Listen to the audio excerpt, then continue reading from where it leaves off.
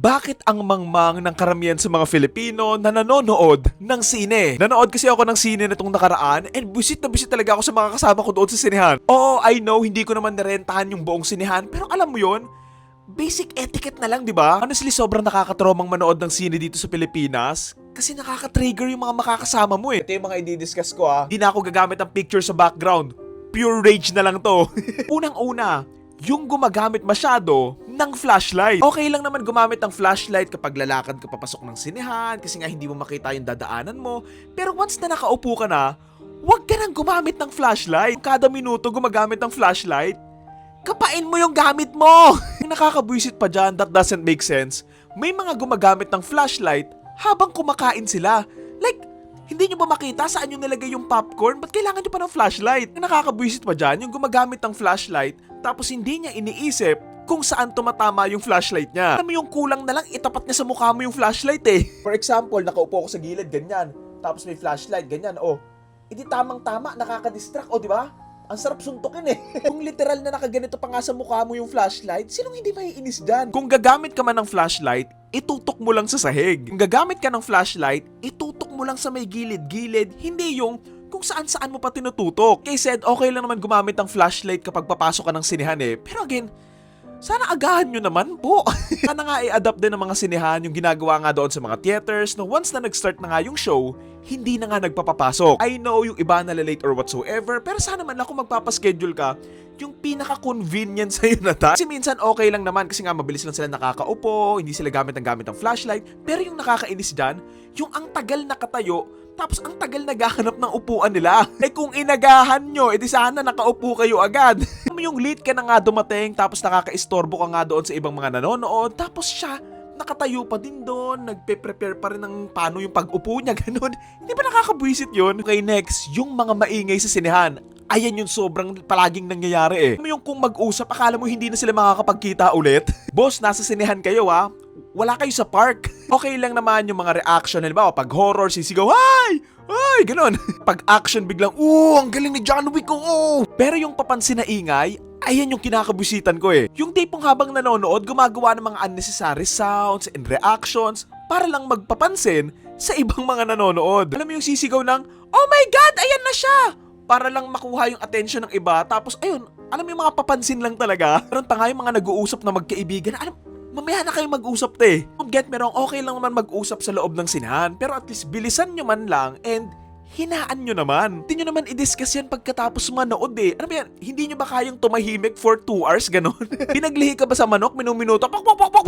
Nakakainis pa dyan kung yung pinag-uusapan nila wala namang connection doon sa movie. Yung tipong parang dito lang talaga nila naisipang magkwentuhan eh. Okay, next na tayo. Yung hindi umuupo sa tamang upuan nila. Alam mo yung nag-book sila ng ticket, tapos pumili sila ng specific seat, tapos pagdating sa sinehan, ayaw naman nilang upuan yun. Kung ano yung nireserve mong upuan, ayun lang yung pwede mong upuan. Hindi yan first come first serve.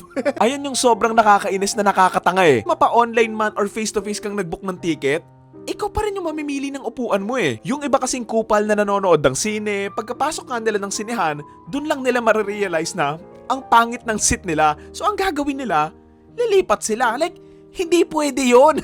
Kung ano yung binook nyong ticket, kung ano yung naka-assign na seat dyan, dun lang kayo uupo. Hindi naman free seating yan eh. Alala ko dati, nanood kami ng sine, tapos nakaupo na kami, tapos may isang buong pamilyang umupo doon sa isang row, tapos dumating nga yung mga talagang mga nakaupo doon, mga bata-bata pa nga, tapos nung gusto na nga nilang umupo, ayaw umalis nung pamilya. Sabi pa nung pamilya, "May nakaupo na rin kasi doon sa inupuan namin eh, kaya ninakawan namin kayo ng upuan." Ninakawan na nga kayo ng upuan, tapos nagnakaw pa kayo. Wow! I know hindi nyo naman kasalanan, pero kung may umupo doon sa inuupuan nyo, huwag na kayong magnakaw ng ibang upuan. Instead, lumapit kayo doon sa gwardya, ipakita nyo nga yung ticket nyo, and sila yung magpapaalis sa mga nakaupo doon sa upuan nyo. Hindi naman ako sa nang-generalize ha, pero kadalasan gumagawa nito yung mga matandang kupal eh. Yung feeling nila sila yung boss, tapos mamamain pa nila yung mga bata-bata, sasabihin nila, "Hindi, kayo lumipat. Nauna kami dito eh." Lola, reserve seating yan. Yan yung mga tipo ng taong bumoboto ng magdanakaw eh. Okay, next. Yung mga late, pumasok sa sinehan. Kay said, okay lang naman malate, sobrang understandable, pero sana man lang at least ipasok mo naman sa time kung ano yung pasok sa schedule mo. Okay, sige, ayun na nga yung pasok sa schedule mo, pero sana man lang kung papasok kayo tapos late na nga kayo, wag na kayong gumawa ng mga unnecessary noise. Wag na kayong gamit ng flashlight, akala mo nasa disco ka kasi nag-start na yung movie eh. Di ba? Nakaka-distract lang kayo. Alam mo yung late na nga sila pumasok, tapos pagkaupo, puro kwentuhan pa. Diyos ko po, sana inagahan nyo para nakapagkwentuhan muna kayo. Okay, next. Yung mga naninipa ng mga upuan. Alam mo yung tahimik ka na nanonood, tapos yung upuan mo, may sumisipa sa likod. May intindihan ko pa kung once or twice lang. Pero yung sobrang sunod-sunod, halos buong movie sinisipa mo, ano ka ba, kabayo? Sure naman ako, na aware ka na nasisipa mo. Kasi kahit ako kapag isang beses nasipa, accidentally ko nasipa yung upuan sa harapan ko, nagsusorry agad ako eh. Tsaka imposibleng hindi mo alam na nasisipa mo yung upuan sa harapan mo. Kasi mararamdaman mo naman yun, hindi ka naman tanga eh. Yun yung hindi ko magets eh, yung mga naninipa ng upuan, like, what do you get from kicking other seat? Nalito na tuloy yung English ko. Sarap i-jigsaw yung paa eh. Balik tayo doon sa kwentuhan ng kwentuhan. Naalala ko, may pinanood kami, tapos may dalawang babae doon sa likuran namin, tapos yung isang babae, grabe talaga siya magsalita. Alam mo yung hindi talaga siya nag-e-effort na hinaan, tapos kung magsalita siya, yung normal voice lang niya. Imbes na alam mo ba yung ang boses niya, alam mo ba yung di ba tapos ang nakakatawa at nakakabwisit pa dyan, aware yung kasama niya eh. Kasi yung kasama niya bumubulong, tapos hindi rin naman masyadong nagsasalita. Kasi siguro, iniintay lang niyang tumahimik yung kasama niya eh. Siguro, hindi nga lang niyang kayang kumprontahin nga yung kaibigan niya, na wag ngang mag-ingay. Siguro, sakit lang talaga yon. Pero may sakit lang talaga sa utak yung kaibigan niya, hindi nga kayang tumahimik ganon. So, wala, baka iniintindi lang talaga niya. Kung gusto niyong mag-usap imbes na manood, lumabas na lang kayo. Panigurado sasabihin ng iba dyan, hindi mo naman binook yan eh. Hindi naman private yung sinihan na yan eh. Again, bago mag-start yung movie, makikita mo doon, bawal mag-ingay, kung may kakausapin ka, lumabas ka. Kasi nga, bilang basic etiquette nga, sa mga kasama mo, o 11 AM na daw. Alam mo yung mga nanonood na parang wala silang pakialam sa ibang mga kapwa nilang nanonood. I mean, okay lang naman yung wala kang pakialam sa opinion ng iba.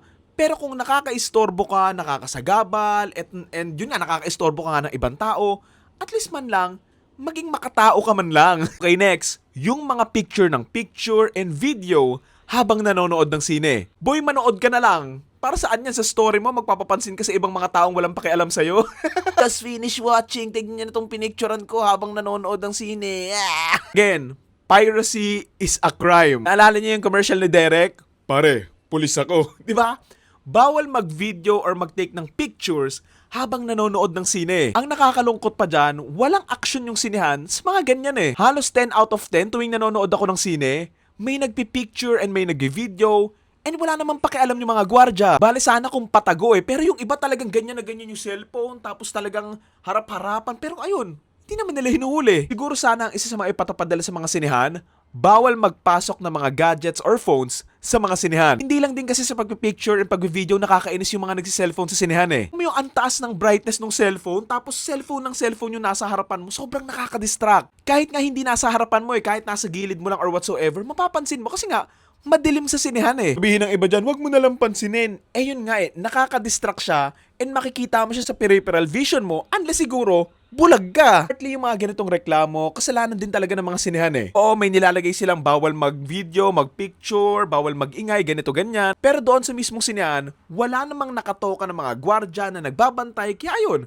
free lang yung mga taong mamerata, sirain yung cinema experience, ganito ganyan. Nakakalungkot lang talaga na walang pakialam yung mga sinehan doon sa mismong cinematic experience, but more on, para lang talaga kumita sila. Siguro sasabihin ng iba, dapat sige, reklamo mo, awayin mo. Hindi dapat yung mga customer yung nag-iisip niyan, kundi mismo yung nagmamay-ari nun. Responsibilidad ng mga sinehan na pagandahin yung sinehan na experience. Kung ginagawa mo rin tong mga to, fuck you.